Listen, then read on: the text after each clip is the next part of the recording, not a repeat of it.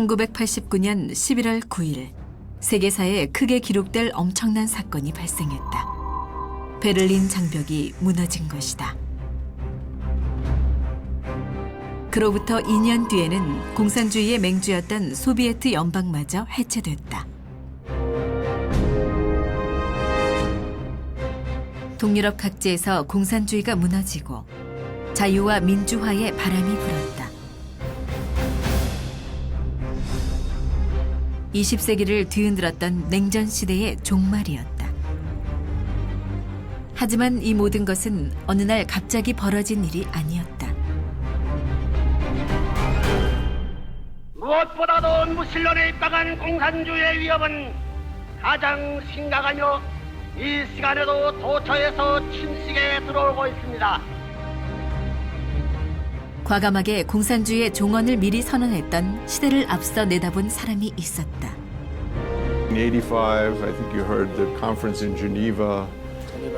He said this will be we are coming to the end of Soviet system. 그는 공산주의자들의 방해 속에서도 베를린 장벽을 향해 행진하게 했고 과감하게 직접 철의 장막 안으로 뛰어들기도 했다. 그리고 동유럽 공산국가의 선교사를 파견해 공산주의 체제의 몰락을 촉발시키기도 했다. He was the first one, as far as I know, who absolutely announced that communism was finished. 소련과 동유럽을 넘어 북미와 남미에 이르기까지 전 세계 곳곳에서 펼쳐나갔던 냉전 종식 활동들. 거기에는 역사가 기록하지 못한 사람들이 있다. 냉전 종식 로드라 불리는 그 길 위에 여전히 살아 숨쉬고 있는 이들의 이야기를 들어본다.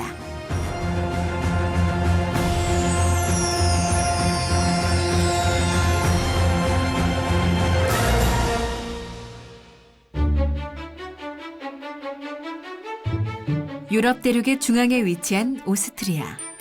수도 비엔나에 대해 사람들이 품고 있는 기억들은 다양하다. 어떤 이들에게는 하얀 휘핑크림을 듬뿍 얹은 비엔나 커피로 기억되며 또 어떤 이들에게는 영화 비포 선라이즈 속 로맨틱한 여행지이며 베토벤과 모차르트가 떠오르는 음악 거장의 도시가 되기도 한다.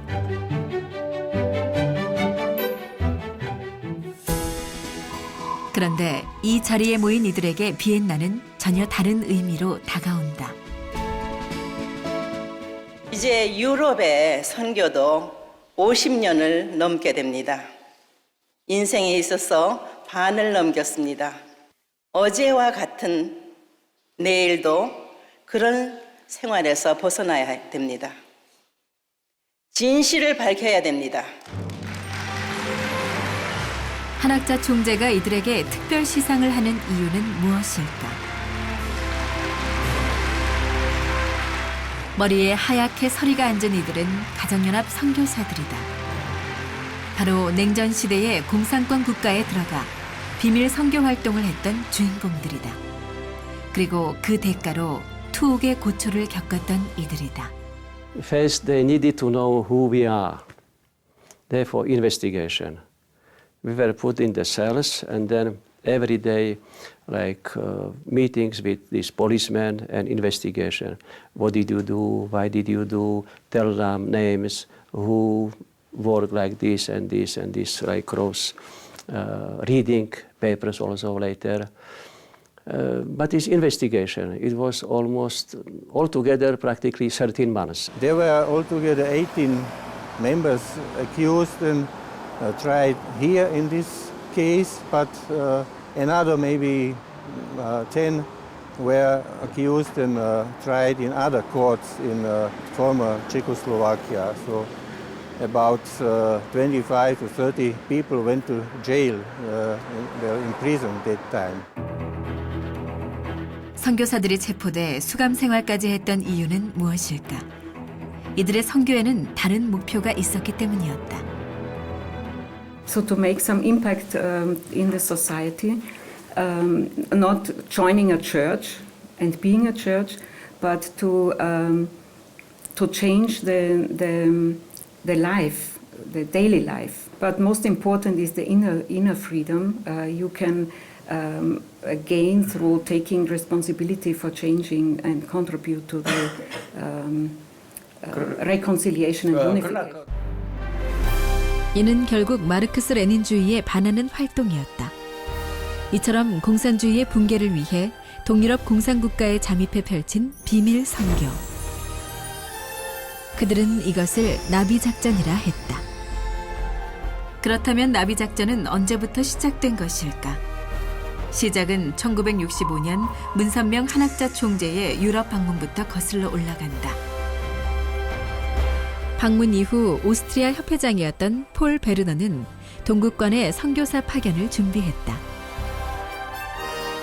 이때 선교사로 물망에 오른 이가 에밀리아 스테벌이었다. She was born in Slovakia before Second World War, but because her parents belonged to the German minority, after World War II has finished, they were forced to leave the country overnight. And so she wanted to renew the Slovak language. So she started to study Slovak language, which she didn't speak very well. And this was accepted as a good cause by the authorities. 에밀리아 스테벌은 한국과 한국 문화를 사랑했던 인물이었다. 또한 문선명 한학자 총재의 평화 사상을 지지하며 냉전 종식 활동에도 적극적이었다. I have another very special document of Emi Stebel, which is her passport, the first missionary to Czechoslovakia from Austria. We can see her two pictures, but also what we can see and what is very important, the stamp where when she crossed Austrian-Czechoslovakian border, and the stamp says that it was exactly on the 30th October 1968. 에밀리아 스테벌을 비롯한 많은 선교사들이 체코슬로바키아에 잠입했고 200여 명에게 선교하는 성과를 거뒀지만 곧 탄압의 대상이 되고 말았다.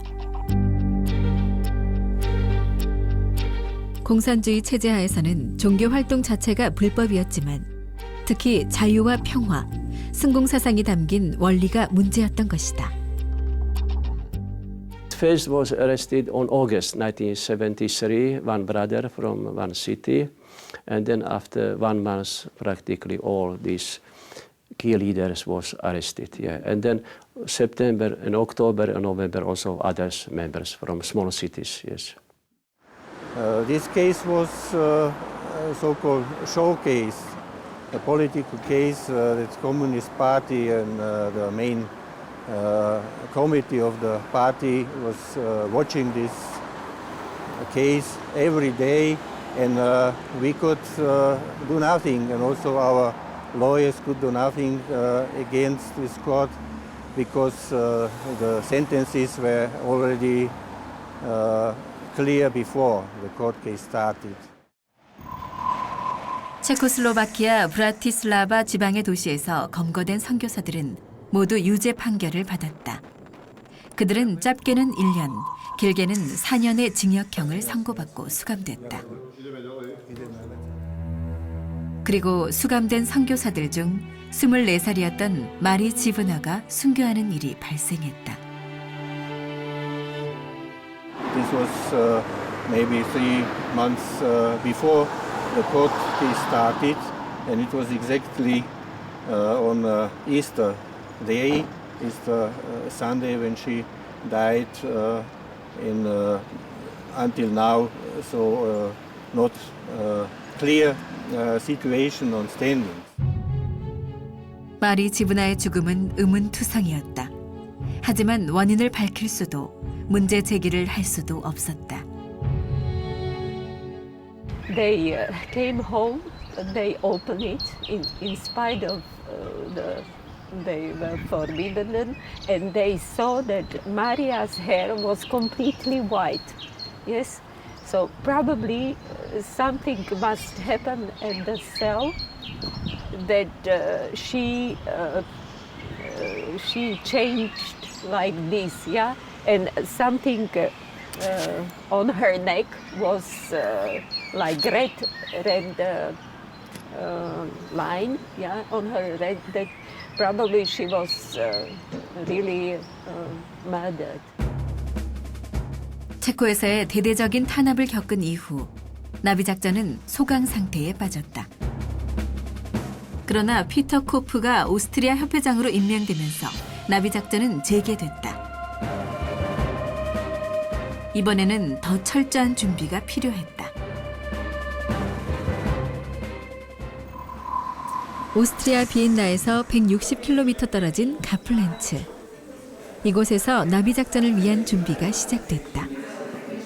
At the end, there was a great meeting, and we all from Austria had some meeting, and we came here. And there, I was also asked if I want to learn some Eastern language. And I volunteered for Hungary and for Russia.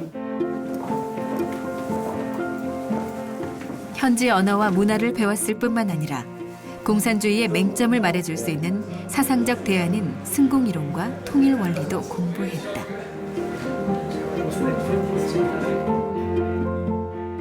В то время было трудно, потому что, как вы сказали, что нужна виза. И был вариант, как студент, попасть туда на стипендию или по работе.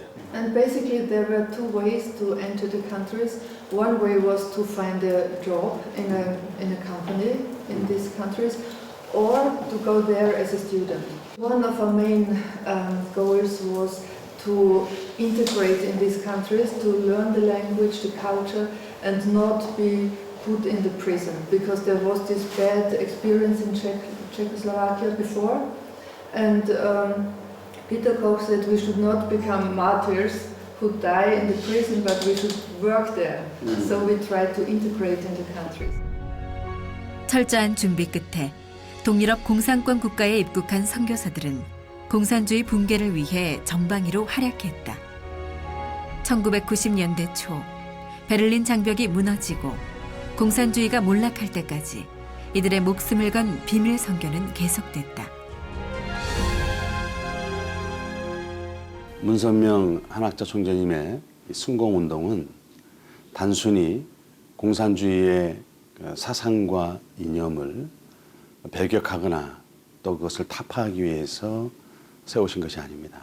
인간의 참된 가치와 더 나아가서 자유와 인권을 바로 세워서 본연의 그런 평화 세계를 실현시켜 나가고자 하는 것이 근본된 목적이 있습니다. 그렇기 때문에 문선명 한학자 총재님의 이 승공 사상은 초종교, 초인종, 초국가 차원에서 전 세계 지도자들이 지지하고 있으며 동구권을 넘어서 전 세계 평화 실현을 위해서 모두가 다 참여를 하고 동참을 하기 위해서 노력을 하고 있는 것입니다. 한편 문선명 한학자 총재는 미국을 중심으로 공산주의와의 투쟁을 전개하고 있었다.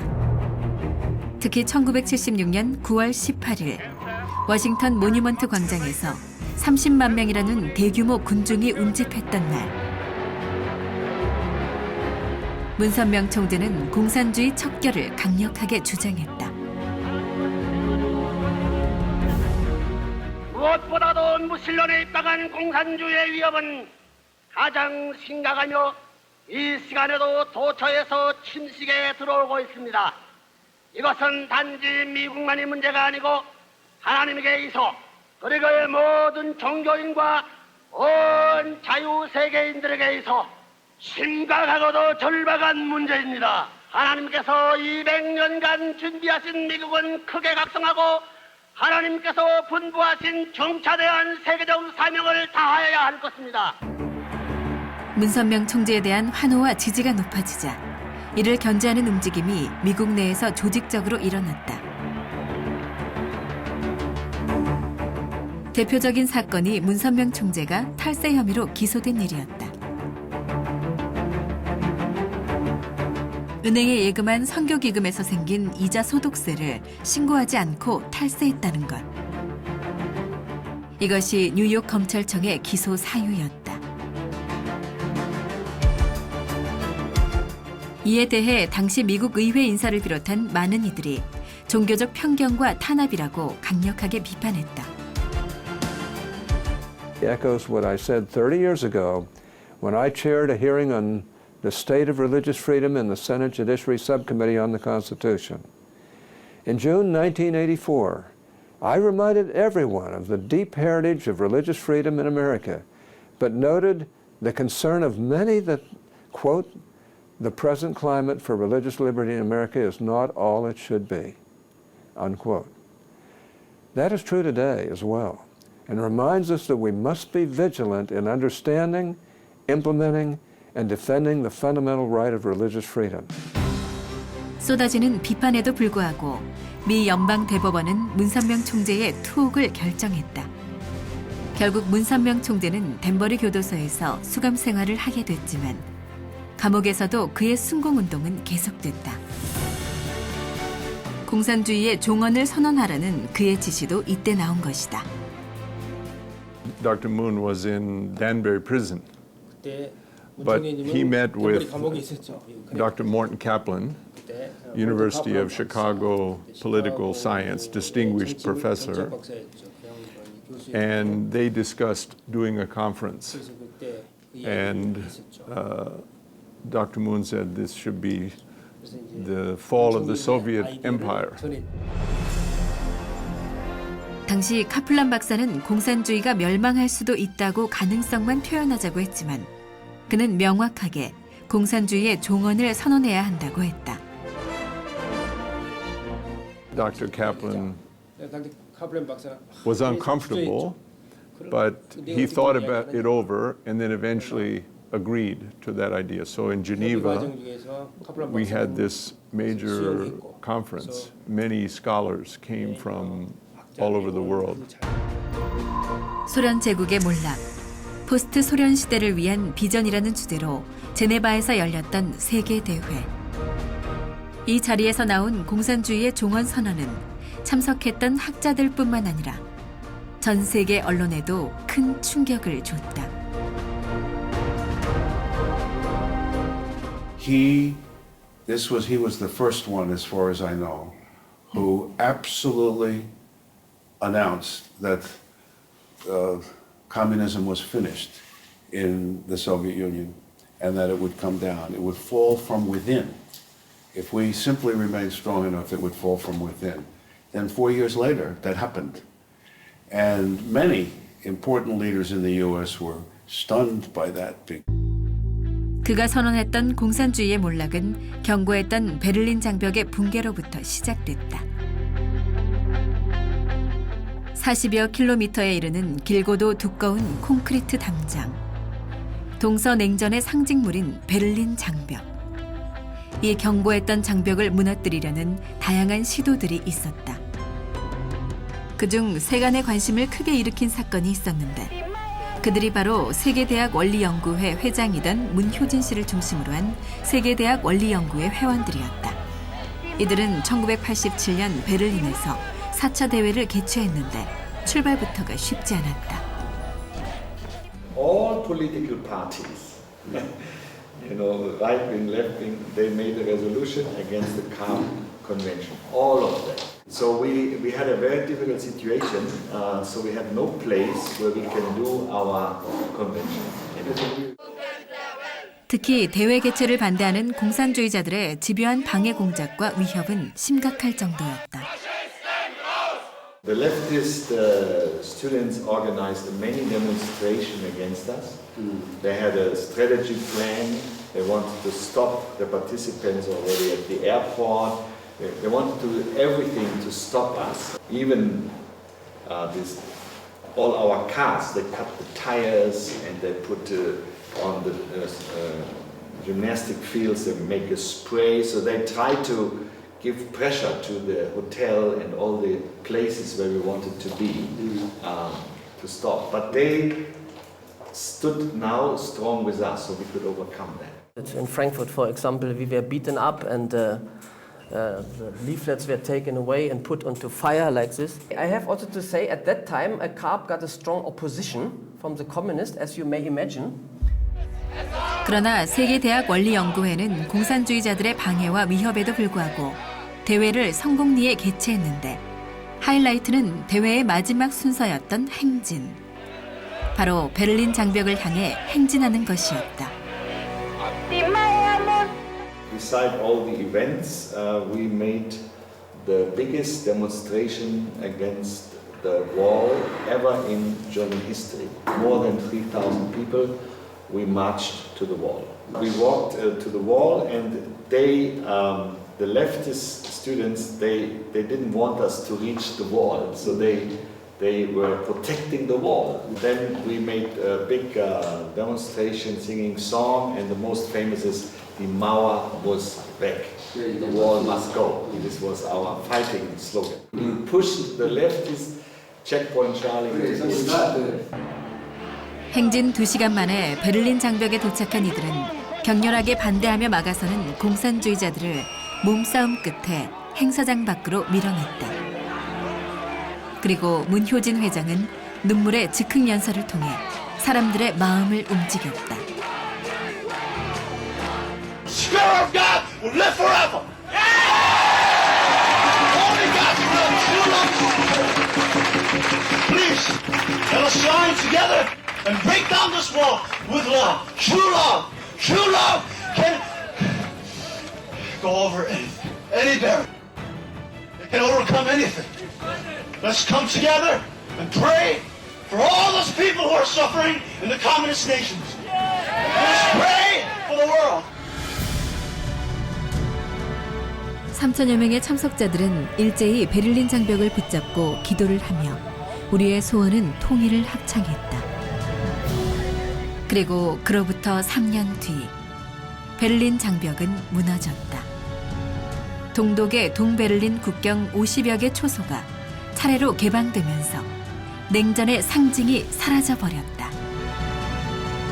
Because the German unification is a wonderful story, how it can happen without one drop of blood was shed. 한편 문선명 한학자 총재는 공산주의와의 싸움에서 언론의 역할이 중요하다고 생각했다. 종합일간지 뉴스월드를 창간한 것은 그 때문이었다.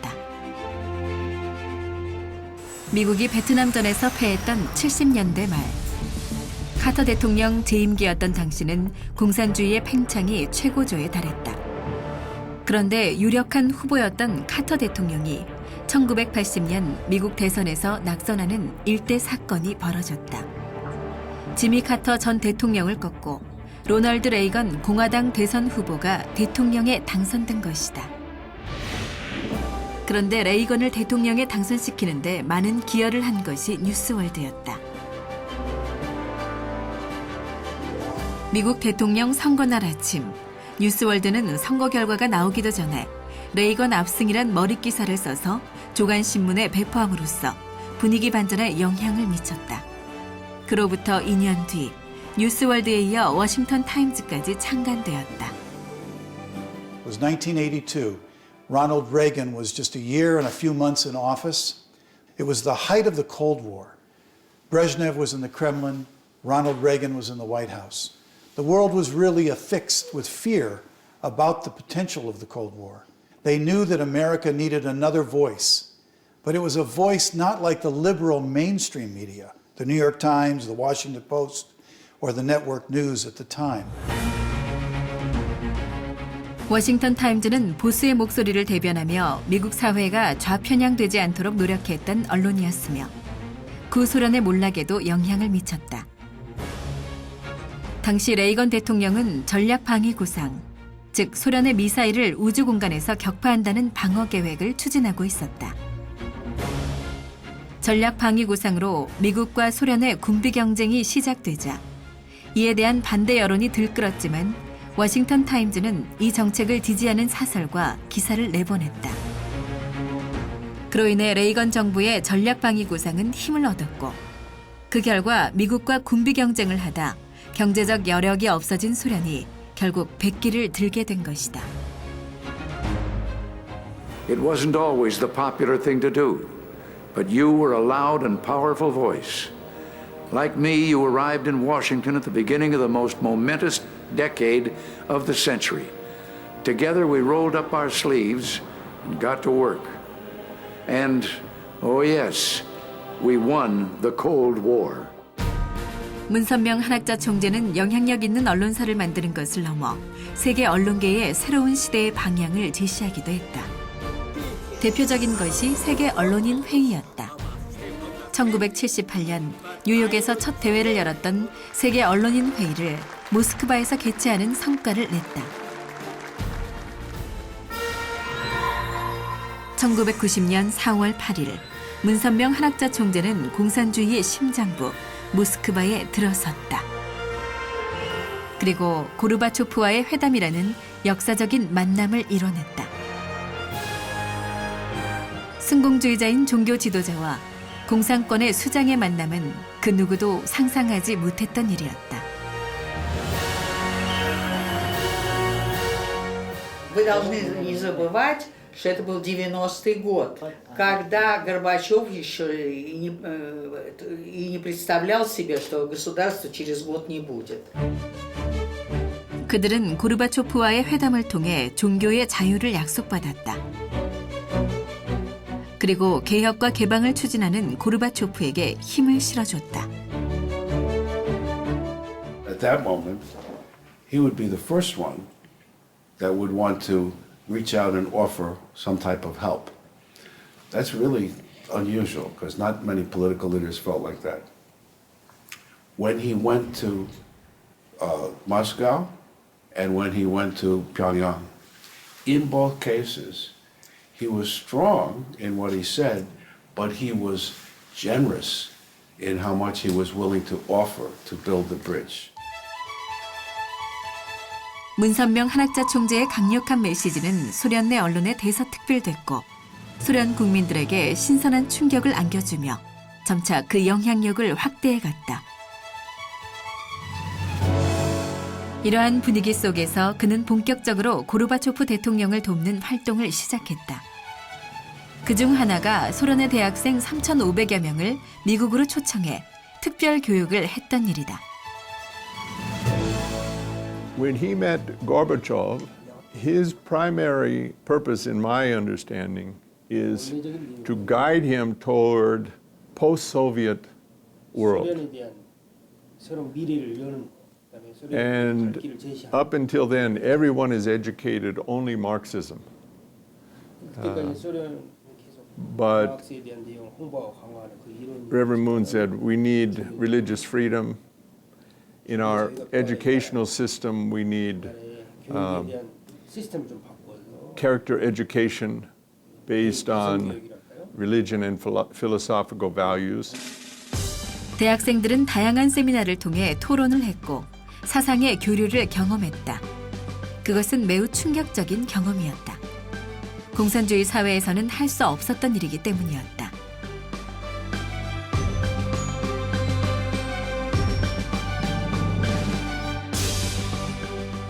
Потому что, так как мой отец был связан с пропагандой коммунизма, ему нельзя было выезжать.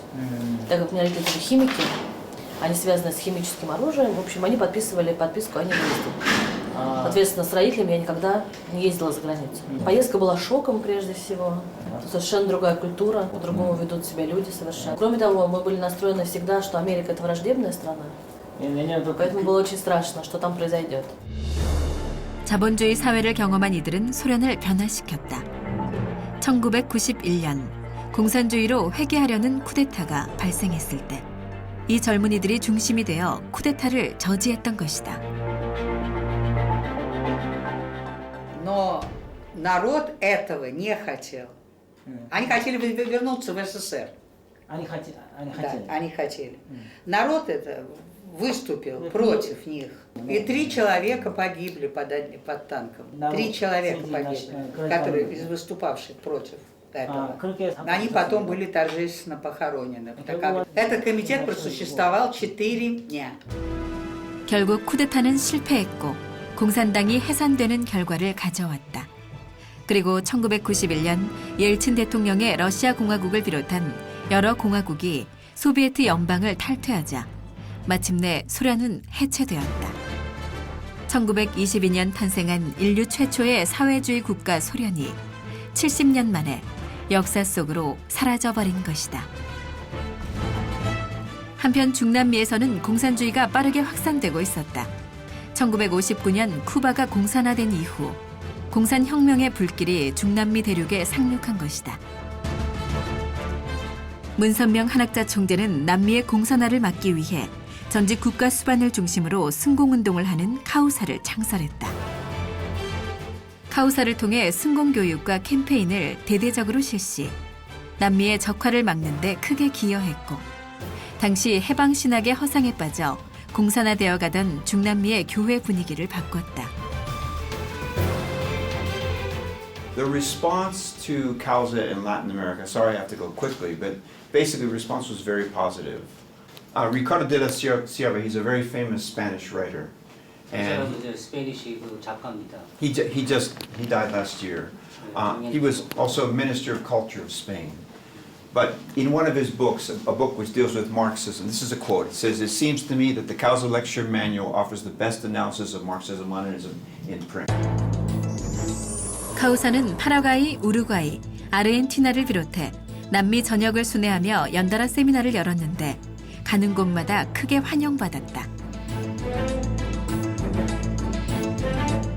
1960년대 말부터 꾸준히 이어갔던 남미 정상들과의 회담이 카우사의 성공적인 활동에 큰 역할을 했다. Pero que sin embargo podíamos entendernos y compartir muchos valores fundamentales. Defensa de la familia, defensa de la convivencia de las religiones, defensa de la paz. 카우사가 가톨릭 국가인 남미에서 공산주의를 몰아내는 일에 앞장서자 로마 교황청에서도 격려를 아끼지 않았다.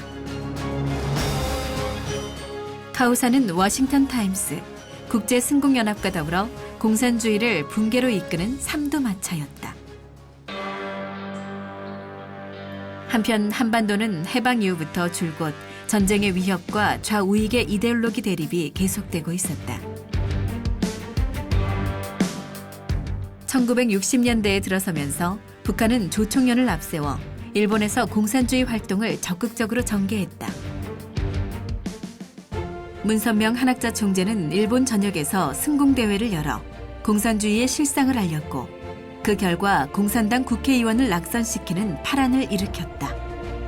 86년도 7월 달에 그 동시 선거가 있었거든요. 주참 선거가 있었는데 그때 많은 승공파 국회의원이 당선했습니다. 일본 공산당들이 저희들이 열심히 운동했기 때문에 그 선거에서 졌다고 하는 것을 인정한 적도 있고. 한편으로는 분단 이후 처음이었던 조총련 동포의 미국 방문에 이어 고국 방문까지 성사시켰다. 특히 1974년 조총련 동포의 고국 방문은 냉전 시대 남북 대화로 가는 디딤돌을 놓는 쾌거였다. 남북 간의 대화와 화해의 물꼬는 텄지만 긴장과 갈등, 그리고 화해로 이뤄지는 악순환은 여전히 반복됐다. 소련이 붕괴된 1991년, 문선명 한학자 총재는 체제 위협을 심각하게 느끼고 있을 북한이 오판할 수 있다고 생각했다.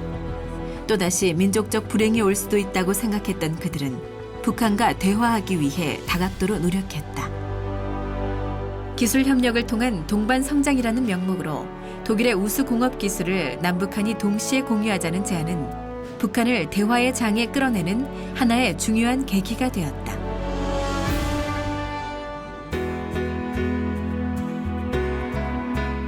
이러한 노력으로 마침내 김일성 주석과의 회담이 성사됐다. 1991년 남한의 사회 인사가 공식적으로 방북을 하고 김일성 주석을 만난 것은 이례적인 사건이었다. 이 만남으로 인해 이산가족 상봉, 북한의 국제 핵사찰 수용과 금강산 개발, 남북 경제 교류뿐만 아니라 남북 정상회담까지 논의할 수 있었다.